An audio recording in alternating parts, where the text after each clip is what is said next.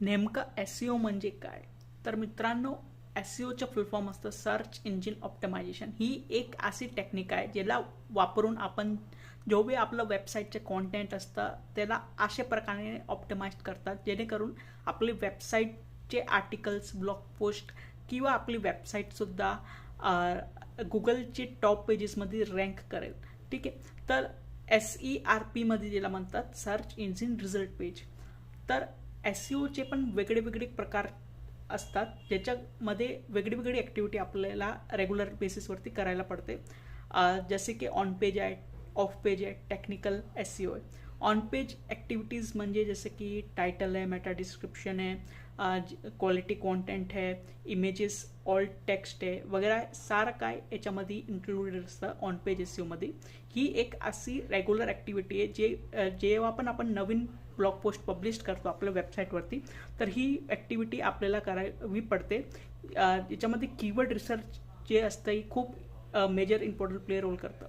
आणि आपण जी दुसरी गोष्ट म्हणजे ऑफ पेज एस-ई-ओ ज्याच्यामध्ये आपण रेग्युलर बॅकलिंक्स क्रिएट करतो. गेस्ट पोस्टिंग असतं याच्यामध्ये, directory submission, social book marking किंवा सोशल मीडियामध्ये प्रेझेन्स करणं ही पण एक प्रकारची ऑफ पेज एस-ई-ओ ॲक्टिव्हिटी असते. आणि टेक्निकल एस-ई-ओ म्हणजे त्याच्यामध्ये आपण जे आहे आपली वेबसाईटची स्पीड वगैरे स्ट्रक्चरची याची असते, XML साईटमॅप असतं आणि हे सगळं सबमिट करतो. आणि याच्यामध्ये अजून एक जसे की एरर्स वगैरे येतात नेहमी ते आपण चेक करत राहतो आणि ते सुधारण करत राहतो. त्याच्यामध्ये 404 एरर वगैरे आहे, सारी गोष्ट त्याच्यामध्ये इन्क्लुडेड असते.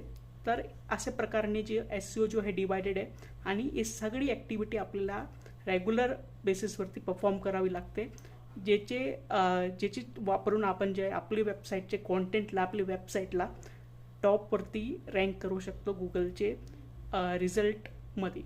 तर आजचा व्हिडिओ तुम्हाला पसंत आला असेल तर लाईक करून द्यायचा. आणि याच्याची संबंध मी डिटेलमध्ये आर्टिकल लिहिलेलं आहे त्याच्यामध्ये मी स्टेप बाय स्टेप सारी गोष्ट खूपच सिम्पल लँग्वेजमध्ये एक्सप्लेन केली आहे. त्याची पण लिंक मी तुम्हाला डिस्क्रिप्शनमध्ये देऊन देईन, तिथं जावा आणि तुम्ही ते आर्टिकल पूर्णपणे डिटेलमध्ये वाचू शकता. तर व्हिडिओ पसंत आला असेल तर लाईक करून द्या. जय हिंद, जय महाराष्ट्र, जय खानदेश.